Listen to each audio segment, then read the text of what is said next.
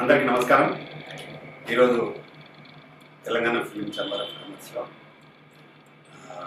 ఎలక్షన్కి సంబంధించి press meet చేస్తున్నాం. దీనికి మా అడ్వైజర్ గారు భాస్కర్ రావు గారు, సుదర్శన్ థియేటర్ గారు, అలాగే మా గురురాజు గారు, వైస్ చైర్మన్ గారు, అలాగే మా ప్రసాద్ గారు, కన్నగౌడ్ గారు, మల్లేష్, జేవిఆర్ గారు, అందరికీ ప్రెస్ మిత్రులందరికీ నమస్కారం. మా తెలంగాణ ఫిలిం ఛాంబర్ ఎలక్షన్ జరిగి 2 years అవుతుంది. అయితే మళ్ళీ ఎలక్షన్స్ జరపాలని నిశ్చయించుకొని దీనికి ఎలక్షన్ ఆఫీసర్గా అడ్వకేట్ కేవీఎల్ నరసింహారావు గారు, లాస్ట్ టైం కూడా వారే ఎలక్షన్ ఆఫీసర్గా ఉంది ఎలక్షన్ జరిపారు. వారి ఎలక్షన్ ఆఫీసర్గా ఈ ఎలక్షన్ జరపబోతున్నాం. లాస్ట్ 20 days బ్యాకే దీన్ని అనౌన్స్ చేయడం జరిగింది ఎలక్షన్ ఆఫీసర్ గారు. 1st తారీఖు రోజు nominations, 2nd withdraws, 3rd day declare అవుతుంది. ఎంతమంది నామినేషన్స్ ఉన్నారని పరిగణలో చూసుకొని ఎక్కువ మంది ఉంటే 8th రోజు ఎలక్షన్స్ జరపబడతాయి.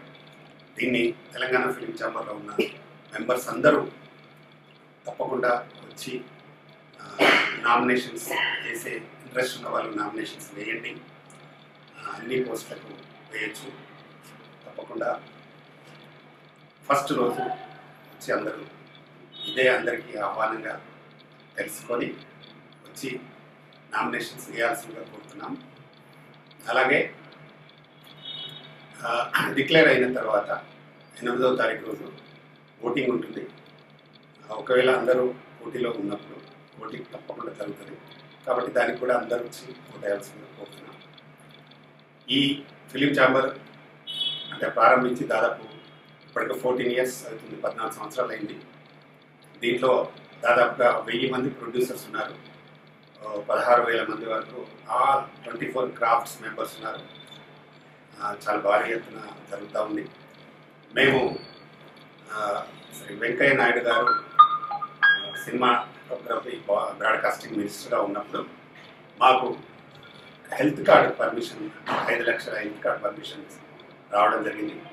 దాదాపుగా మేము 10,000 మంది పైచీలకు మనం 5 లక్షల హెల్త్ కార్డు ఇవ్వడం జరిగింది. అందరు కూడా సద్వినియోగం చేసుకుంటున్నారు. వారికి ప్రతి నెల షుగర్ ట్యాబ్లెట్లు కానీ, బీపీ ట్యాబ్లెట్లు కానీ ఉన్నవారు అందరు కూడా తీసుకుంటున్నారు. వాళ్ళంతా అందరూ ఎంతోమంది నిజంగా కూడా చాలా సంతోషంగా ఉన్నారు. అలాగే చాలామంది పిల్లలకు కూడా స్కాలర్షిప్ వస్తుంది. ఇప్పుడు డిగ్రీ చదువుకునే పిల్లలకు 15,000 రూపాయల స్కాలర్షిప్ ఉంటుంది. ఆ స్కాలర్షిప్ కూడా వస్తుంది.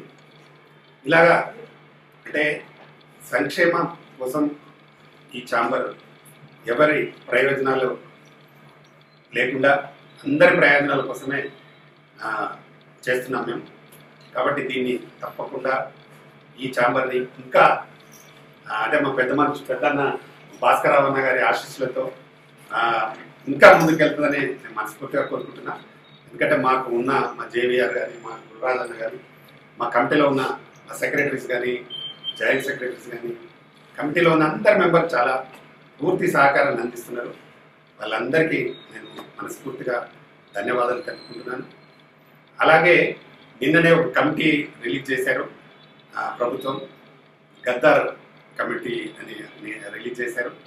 దాంట్లో గద్దార్ గారు కోరుకున్నది తెలంగాణ అభివృద్ధి, తెలంగాణ కోసం పాటుపడే ఆయన జీవితం అంతా తెలంగాణ అని అంటూనే సాగింది. కానీ ఈరోజు అందులో కమిటీలో ఉన్న మెంబర్స్ ఎవరున్నారో ఒకసారి ఎఫ్డీసీలో ఉన్న ప్రభుత్వ అధికారులు చూడాల్సిందిగా కోరుతున్నాను. ఎందుకంటే ప్రభుత్వంలో ఎఫ్డీసీలో మెయిన్ ఇది సినిమా ఇండస్ట్రీకి సంబంధించి ఎఫ్డీసీ డీల్ చేస్తుంటుంది. ఇక్కడ ఎవరున్నారు, ఎవరు ఎఫ్డీసీలో ఉన్న వాళ్ళు ఎక్కడో కర్ణాటకలో ఉండి ఇక్కడ వచ్చి జాబ్ చేస్తుంటే దాదాపు 15 సంవత్సరాలు అయి ఉంటుంది. వాళ్ళు ఇక్కడ పోస్టింగ్ అయ్యి వాళ్ళకి ట్రాన్స్ఫర్స్ లేవు, ఇక్కడ ఉన్న వాళ్ళు తెలియదు. అలాగా మిస్కమ్యూనికేషన్లో వచ్చిందని నేను అనుకుంటున్నాను. కాబట్టి దాన్ని సవరించాల్సిందిగా నేను హెచ్చరిస్తాను. తెలంగాణ ఫిలిం ఛాంబర్ ఆధ్వర్యంలో తెలంగాణ ఫిలిం ఛాంబర్ తెలంగాణకు బైఫర్కేషన్ తర్వాత చాలా యాక్టివిటీస్లో పాల్గొన్నాం మేము. కరోనా అప్పుడు కూడా దాదాపు 30,000 మందికి, నేను మా గుర్రాలను మా కమిటీ మెంబర్స్ అందరం కలిసి 30,000 మందికి మేము నిత్య అవసరాల కోసం బియ్యం, పప్పులు, ఉప్పులు అన్నీ ఇచ్చినాం. 10 టైమ్స్ ఇచ్చినాం. ఎక్కడో గల్లీలలో పోయి కూడా ఇచ్చినాం. వెజ్ జోన్ పోలీసు వాళ్ళందరికీ మాస్కులు, తర్వాత శానిటైజర్లు ఇచ్చినాం. ఇలాగా పని లేని ఆర్టిస్టులందరికీ మా దగ్గర లేకపోతే వాళ్ళకు గూగుల్ పేలు, ఫోన్ పేల ద్వారా కూడా పంపించినాం. మా దాంట్లో ఉన్న చాలా మందికి, దాదాపు ఒక 1000 మందికి హౌసెస్ కూడా ఇప్పించినాం మియాపూర్లో. అలాగా మేము ఎన్నో మంచి కార్యక్రమాలు చేసుకుంటూ వెళ్తా ఉన్నాము. మరి ఎందుకు ఎఫ్టీసీ వాళ్ళకి కనబడతలేదు మాకు అర్థం కావట్లేదు. ఎఫ్టీసీలో ఉండే ఆ డైరెక్టర్ కానీ, వాళ్ళు ఉండే విజయ్ అనే ఒక ఆఫీసర్ కానీ, మేము మా ఛాంబర్ ఎందుకు కనబడతలేదు అర్థం కావట్లేదు. కాబట్టి ఇకనైనా దీన్ని గుర్తెరిగి దాన్ని ఏదైనా మాడిఫై చేయడానికి చేయాల్సిందిగా నేను ప్రత్యేకంగా డిమాండ్ చేస్తాను. దీని గురించి మా గుర్రాదన్న, జేవిఆర్ అన్న కూడా మాట్లాడతారు. ఎందుకంటే మనుషులు మంచి చేస్తున్నప్పుడు దాన్ని గుర్తించాలి. మేము అయితే ఛాంబర్గా కూడా చాలా బాగా చేస్తూ ఉన్నాం, దాన్ని గుర్తించాలి. తెలంగాణలో పుట్టిన తెలంగాణ ఫిలిం ఛాంబర్నే మీరు గుర్తించకుండా, ఇందులో ఉండే ఏది కూడా చేయకుండా చేయడం అనేది 100% కరెక్ట్ కాదు. తప్పకుండా ముఖ్యమంత్రి గారు మంచి పనులు చేస్తూ ఉన్నారు. దాన్ని మీలాంటి అంటే ఎఫ్డీసీలో ఉండే కొందరు వ్యక్తులు తప్పుదోవ పట్టిస్తూ ఉన్నారు. కాబట్టి దాన్ని తప్పకుండా సవరించాలి. దాంట్లో ఉన్న ఆఫీసర్ కూడా మంచి ఆఫీసర్ ఉన్నాడు. ఆయన కొత్తగా వచ్చింది, దాదాపు 6 months అయితే ఉంటుంది. కానీ ఆయన వారికి తెలియదు. ఇక్కడ లోకల్గా కింద ఉండే డైరెక్టర్లు, అందులో ఉండే అకౌంటెంట్లు, సూపరింటెండెంట్లు వీళ్ళ చేతుల్లో నడుస్తూ ఉంది ఎఫ్డీసీ. కాబట్టి దీన్ని తప్పకుండా ప్రభుత్వం కూడా గుర్తించి వాళ్ళందరినీ షఫల్ చేయాల్సిందిగా నేను రిక్వెస్ట్ చేస్తూ ఉన్నా. ఎందుకంటే 15 సంవత్సరాల నుంచి ఒకే ఆఫీస్లో పనిచేస్తే వాళ్ళకి అసలు వాళ్ళు లోకల్ వాళ్ళు కాదు. కాబట్టి తెలంగాణ ఎఫ్డీసీలో తెలంగాణ మనుషులను పెట్టి పనిచేస్తే బాగుంటుందని నా రిక్వెస్ట్. తప్పకుండా ఫైనల్గా తెలంగాణ ఫిలిం ఛాంబర్ ఎలక్షన్స్కి మాత్రం అందరూ అటెండ్ అయ్యి 1st తారీఖు నామినేషన్ తప్పకుండా అందరూ రావాల్సిందిగా మరీ కోరుతూ, ఈ ప్రెస్ మీట్కి ముఖ్యంగా మా సుదర్శన్ దగ్గర ఓనర్ భాస్కర్ రావు గారు వచ్చినందుకు మరీ థ్యాంక్స్ అన్న. మీ ఆశీస్సులు మాకు ఎప్పుడు ఉండాలి. అలాగే మా గురురాజ్ గారికి, మా జేవిఆర్ గారికి, మా ప్రసాద్ గారికి, కన్నబాబు గారికి thank you. Print media, web media, electronic media మిత్రులందరికీ కూడా పేరు నమస్కారం. అలాగే పెద్దలు సుదర్శన్ థియేటర్ ఓనర్ మా అన్నయ్య భాస్కర్ రావు అన్నయ్య గారికి, అలాగే మా ఛాంబర్ లయన్ టైగర్, అంటే లయన్ టైగర్ రెండు మిక్స్ అవ్వలే కానీ మా లయన్ ప్రతాని రామకృష్ణ గౌడ్ అన్నయ్య గారికి, అలాగే మిత్రుడు గట్టిగా ఉండి గడుసుగా ఉండే మా జేవిఆర్ అన్న గారికి, అలాగే దుబాయ్లో ఉండి కూడా మా ఛాంబర్కి అన్ని విధాల సహకారం అందిస్తున్నటువంటి ప్రసాద్ గారికి, అలాగే ఎంతోమందికి ఉపాధి కల్పిస్తూ కరాటేలో తనకంటూ ఇంటర్నేషనల్ లెవెల్కి తీసుకుపోయిన మా కన్నగౌడ్ గారికి అందరికీ నమస్కారం. మనకి ఛాంబర్ ఎలక్షన్స్ అందరికీ తెలుసు, 2 సంవత్సరాలకు ఒకసారి ఆల్రెడీ యథావిధిగా జరుగుతూ ఉన్నాయి. ఇప్పుడు 1వ తారీఖు నుంచి మనకు నామినేషన్స్ స్టార్ట్ అవుతాయి. గతంలో చాలామంది అన్నారు, ఏంటిది ఎవరికి మీరు చెప్పలేదు, ఎప్పటికప్పుడు మీరు చెప్తూనే ఉన్నాం, వాళ్ళు వస్తూనే ఉన్నారు, పోతూనే ఉన్నారు. కానీ ఎలా ఉంటారంటే కొంచెం అధికార పక్షం ప్రతిపక్షం ఉన్నప్పుడు ఏంటంటే ఎల్లెత్తి చూపించుకోవడం అది జనరల్గా అలవాటే అన్నారు. మీరు ఆల్రెడీ తెలియకుండా ఎలక్షన్స్ పెట్టారు మీకు. ఇప్పుడు ప్రెస్ ద్వారా మేము చెప్తున్నాం, ఖచ్చితంగా 1వ తారీఖు నాడు ఎలక్షన్స్ ఉంటుంది, నామినేషన్స్ ఉంటాయి. 2వ తారీఖు నాడు పరిశీలిస్తాం. 3వ తారీఖు నాడు కన్ఫర్మ్ చేసి 8వ తారీఖు నాడు 8వ తారీఖు నాడు ఎలక్షన్స్ ఉంటాయి. ఇందులో ఉన్నటువంటి కమిటీలో ఉన్న ప్రతి ఒక్కరికి కూడా ఈ వీడియో వెళ్తుంది. మీరు ఎవరైనా రావచ్చు, 100% రావచ్చు. మీరందరూ కూడా మీకు కావాల్సినటువంటి పోస్టులకి మీరు నామినేషన్స్ వేయొచ్చు. ఎందుకనంటే ఇక్కడ ఒక ప్రధాని రామకృష్ణ గౌడ్ కానీ, ఒక గురురాజు కానీ, ఒక జేవిఆర్ కానీ, ఇంకోరు కానీ, అక్కడ అందరికీ కూడా మేము సేవలు చేయడానికి వచ్చాం తప్ప మేము ఇంకొకటి కాదు.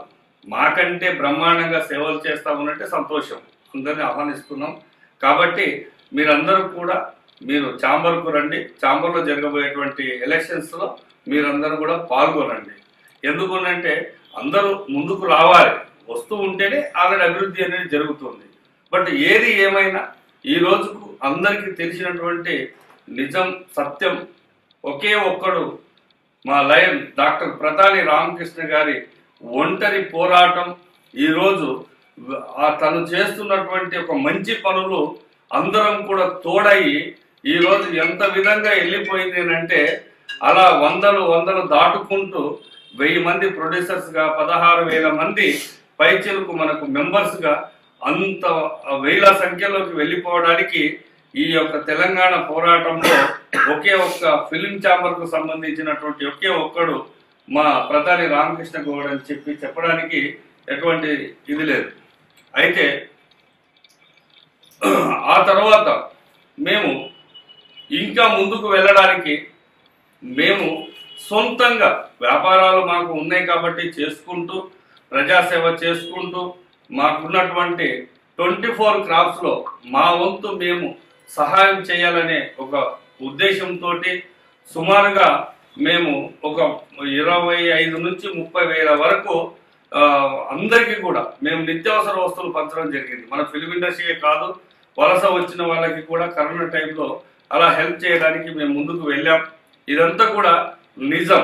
ఒకవేళ ఎవరన్నా కూడా ఏదో మీరు మాట్లాడుతున్నారు అని అంటే మా దగ్గర 100% కంటెంట్ ఉంది, వీడియోలు ఉన్నాయి, గూగుల్లోకి వెళ్ళొచ్చు, మీకు ఆల్రెడీ వీడియోలు ఉన్నాయి, ఫొటోస్ ఉన్నాయి. మేము ఎక్కడెక్కడ మురికి వాడలోకి మేము నడుచుకొని వెళ్ళాము, అవన్నీ కూడా వీడియోలు తీసాము. ఎందుకు తీసాము అని అంటే మేము పబ్లిసిటీ చేసుకోవాలని కాదు, రేపు ఎవరో వచ్చి ఇలాంటి వాళ్ళు అడుగుతారనే ఉద్దేశంతో మేము చేసినటువంటి వీడియోలు అవన్నీ స్పష్టంగా 100% హార్ట్ఫుల్గా మేము మా డబ్బులు పెట్టి సాటి వారిని మేము ఆదుకునడానికి అన్ని దాంట్లో అంటే బీదవారి కోసం మేము బయలుదేరిన మాట వాస్తవం, మేము ఇచ్చిన మాట అందరూ 100% వాస్తవం. ఆఖరికి చివరికి వచ్చేసే వరకంటే వాళ్ళు రాలేని స్థితిలో ఉన్నప్పుడు నేనే ఎన్నోసార్లు మా లయన్ రామకృష్ణ గారికి అన్నాను, గూగుల్ పే చేస్తున్నానంటే అట్లా గూగుల్ పే చేయడం ఏ పాపం వాళ్ళు రాలేరంటన్నా, దూరం ఉన్నారండి అంటే అంత విధంగా చేశాం. బట్ ఈరోజు ఇన్ని విధాలుగా చేశాం కాబట్టే మిగతా మాకు ఉన్నటువంటి పూర్వంలో ఉన్నటువంటి మా తెలుగు ఫిలిం ఛాంబర్ల నుంచి కూడా అందులో నుంచి కూడా మెంబర్స్ మేము చేస్తున్న మంచి పనులకి తెలంగాణ ఫిలిం ఛాంబర్లోకి వచ్చి జాయిన్ అవ్వడం జరిగింది. కాబట్టి మరొక్కసారి మా మీడియా మిత్రులకి పెద్దలకి అందరికీ పేరు నమస్కారం తెలియజేసుకుంటూ థ్యాంక్ యూ. మీ Gururaj, vice chairman, Telangana film chamber. Thank you. మన Telugu film chamber of commerce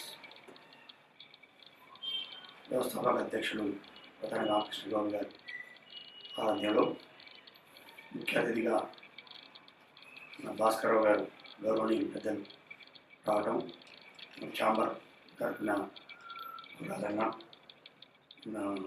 karate master Venkata గారు, ప్రసాద్ గారు పెద్దలు రావడం ఈరోజు ప్రెస్ మీట్ రావడం సంతోషకరం. ముఖ్యంగా తెలంగాణ రాష్ట్రంలో ఫిలిం ఇండస్ట్రీ మీద గత 50-60 సంవత్సరాలుగా మనకు జరుగుతున్న వివక్షత మనం గమనిస్తూనే ఉన్నాం. మరి ఈరోజు ప్రెస్ మీట్ పెట్టుకున్న ముఖ్య ఉద్దేశం రేపు 1వ తారీఖు నుంచి జరగబోయే ఎలక్షన్ ప్రాసెస్ విషయం మన 16,000 మంది సభ్యులకి తెలంగాణ ఫిలిం ఛాంబర్ అభిమానులందరికీ తెలియజేయడం కోసం ఒక భాగం అయితే, దాని విషయంలో మన అధ్యక్షుల వారు, ఉపాధ్యక్షుల వారు మీకు వివరించడం జరిగింది.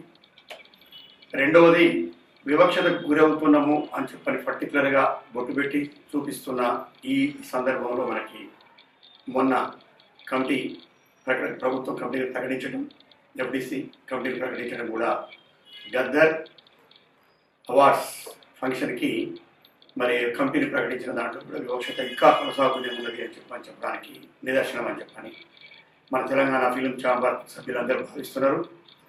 మరి దీంట్లో భాగంగా మన తెలంగాణ తెచ్చుకున్నది, పోరాటం చేసుకున్నది, 1,400 మంది మరి ప్రాణాలు త్యాగం చేసి తెలంగాణ సాధించుకున్నది, ఉద్యోగాలు ఓటుకొని ఎంతోమంది రైతులు రోడ్డున పడి సాధించుకుని తెలంగాణ సాధించుకున్నది నిధులు నియామకాలు కోసం సాధించుకున్నది. నిధులు నియామకాలు నిధులు అనేది మరి ఇంతకుముందు తెల్లవారు నుంచి స్వతంత్రం తెచ్చుకునేటప్పుడు తెల్లవారు మనం దోసుకొని పోతున్నారు అని చెప్పని మనం ఎట్లయితే భావించి స్వతంత్రం కోసం పోరాటం చేసినామో, మరి మన తెలంగాణని ఆంధ్ర వాళ్ళు దోసుకొని పోతున్నారు అని చెప్పని పోరాటం చేసి తెలంగాణ సాధించుకున్నాం. మరి బ్రిటిష్ వాళ్ళ పీడ అయితే పోయింది, కానీ మరి ఆంధ్ర వాళ్ళ పీడ మనకి పోవట్లేదు అని చెప్పని భావించాల్సి వస్తుంది.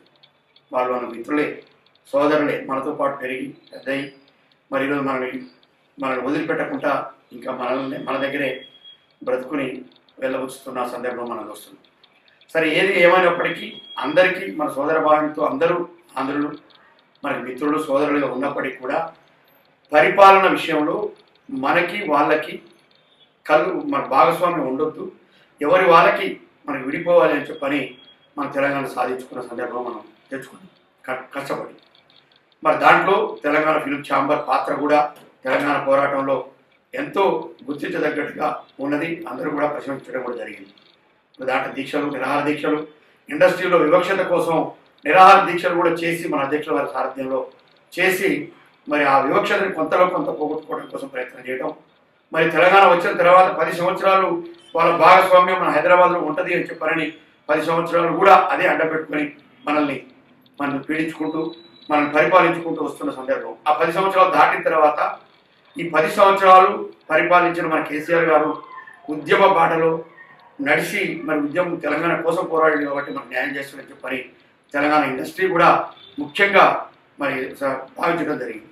మరి దాంట్లో మరి వాళ్ళ వివక్షతకో మరి వాళ్ళ ప్రలోభాలకి తలొగ్గి మరి దానికి సంబంధించిన మినిస్టర్స్ని, పరిపాలన వ్యవస్థని మరి విడదీయలేకపోవటం, ఈ 10 సంవత్సరాలు కలిసి ఉన్నది అని చెప్పని అడ్డం పెట్టుకోవటం, మరి దానివల్ల మనకు అన్యాయం జరుగుతూ వస్తుంది.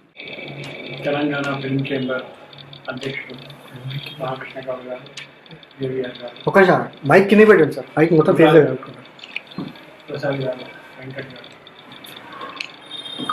వచ్చిన ప్రెస్, ఎలక్ట్రానిక్ మీడియా అందరికీ ఒకరికి ఏది చూపడం అనేది చాలా సులభం.